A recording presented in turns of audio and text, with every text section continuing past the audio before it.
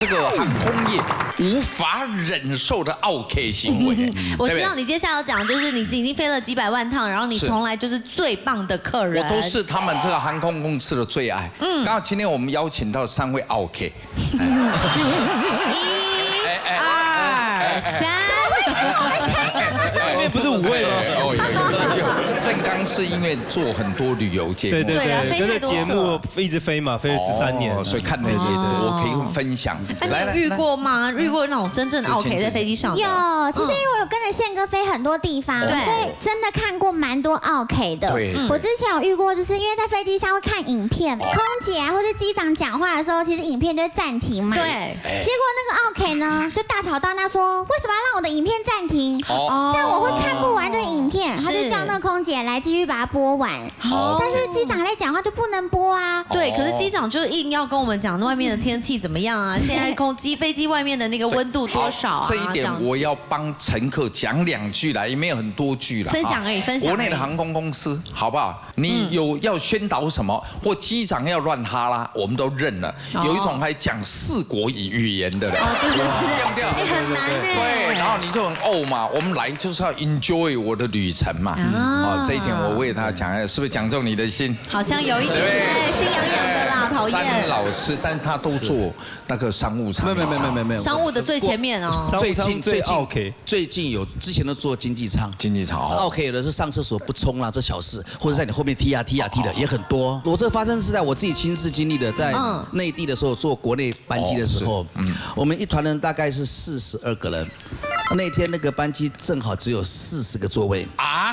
可是那个，但是有重视，对，真的那个，因为原来以为是中型飞机，后来缩小变成小型飞机，是换飞机啦。对啊，那个团长带旅游去，说我得带了挖情挖操皮，挖厉害的，吹牛吹得很厉害。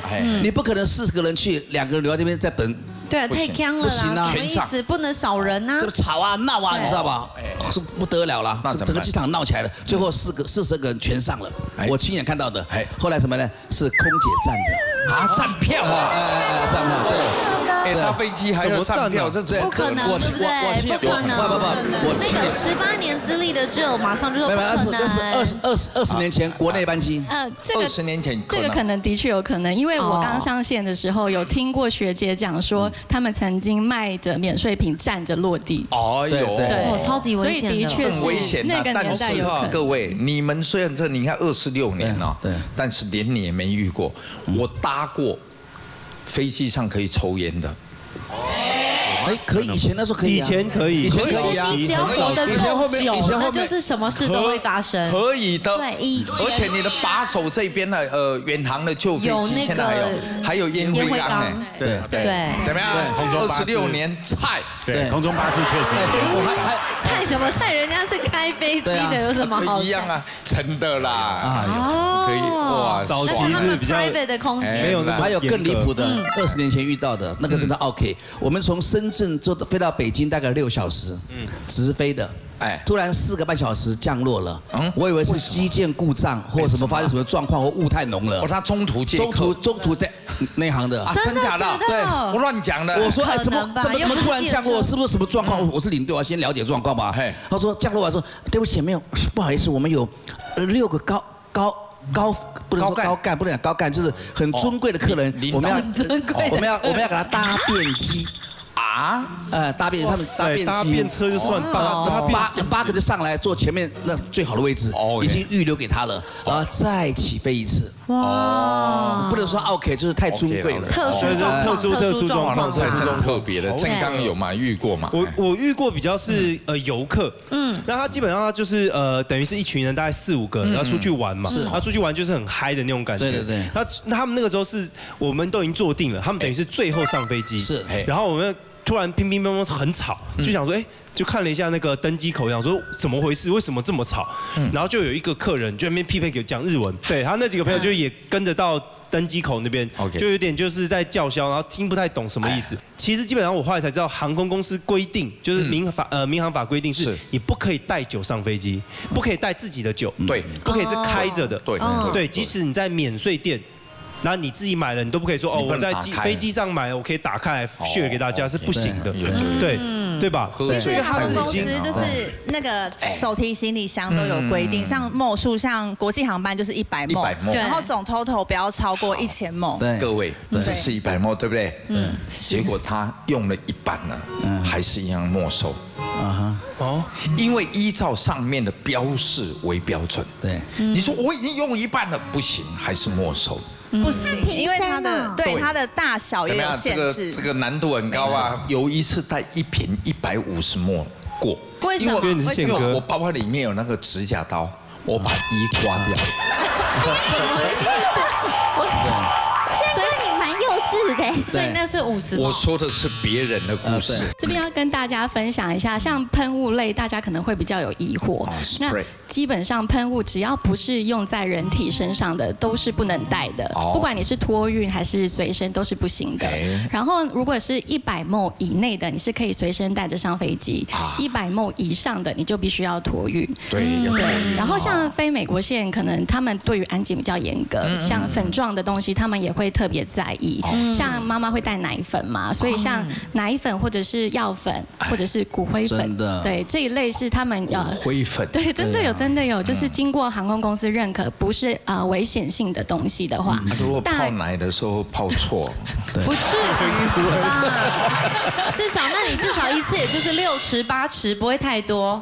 对啊，我有一次被检查，美国被抓去小房间加强检查，就为了什么？戴手套。不是，我全身带那个磁石的那个贴的，他以为我是自杀客，你知道吗？准备要引爆炸弹客，抓进去。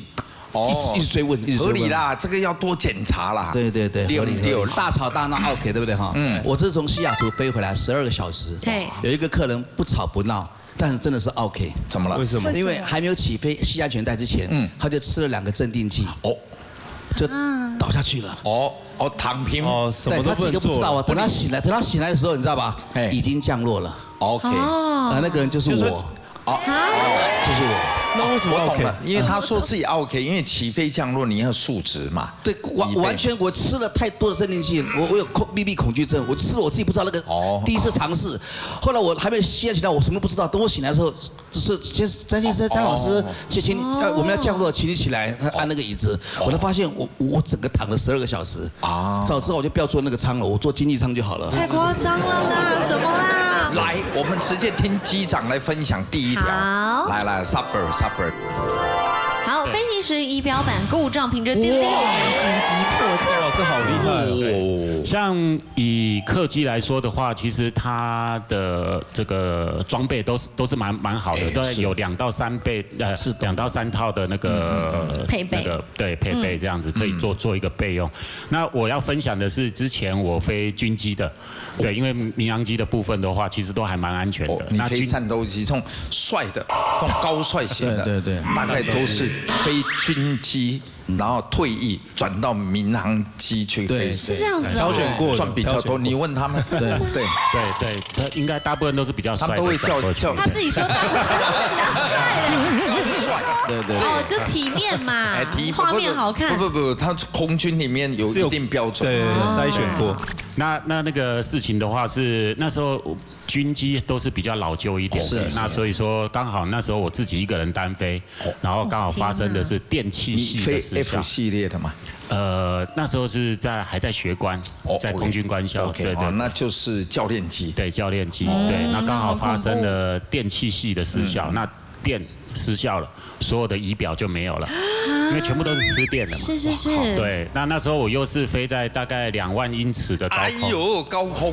对，然后自己一个人，然后底下就是云海。想很多，当时想很多。想很多，对，人生的跑马灯。对，都出来了。还在学校而已。对，还在学校，所以那时候才单座机嘛，就一个人啊。对，一个人啊。没有一个人。对，其实我会紧张，因为那时候也才时速才100多小时而已，所以经验还不足。飞很少。对，那时候我是先看说，因为方向已经没有了，没得参考了。天哪！对，连方向都要自己判断了。对，那我是用太阳来判断，因为早上嘛，早上的话太阳是东边升，对，所以我把我的肩膀，比如说我对到太阳，那这样子的话，前面就是北边，对，后面就南东西南，对，就有一个大概的判断的方向这样子，然后底下是云海，所以我看不到底下，到底是山还是海，我也不知道，因为我位置在哪里，我已经没办法判断了。想说还是得回去落地，因为不然油越来越少了，所以我就反正，那当时的想法就是反正命就一条，反正就是赌了，就直接这样子盘旋，这样子慢慢下降。所以它东西南北，那你赌哪一边？该不会赌南吧？没有，因为他赌东北，对，是比较是往平原或者往海的地方，对，所以我稍微往西边飞一点的话，然后再下去，这样子，下去之后再看台湾的海岸线。你懂用目测来降落就对了。对，就只能这样。他找跑道，AD 掌声给他鼓励一下那你降落之后呢？你有没有你立刻跟谁联络？有没有跟谁讲？刚刚揪死一声。跟维修部啊，跟谁？应该是跟家人。跟谁联络？灯坏掉啊！这个真的，哎呀，这个就马上就是跟机工长说，怎么那么不感人呐？好无聊哦，大家好无聊。对呀 ，OK， 他这是惊险啊，是恐怖紧急迫降。我们也不遑多让，对，好不好？搭飞机搭那么多，我搭过鼻轮没有下来的，鼻轮直接着地哦。不，鼻轮没有下来，没有灯。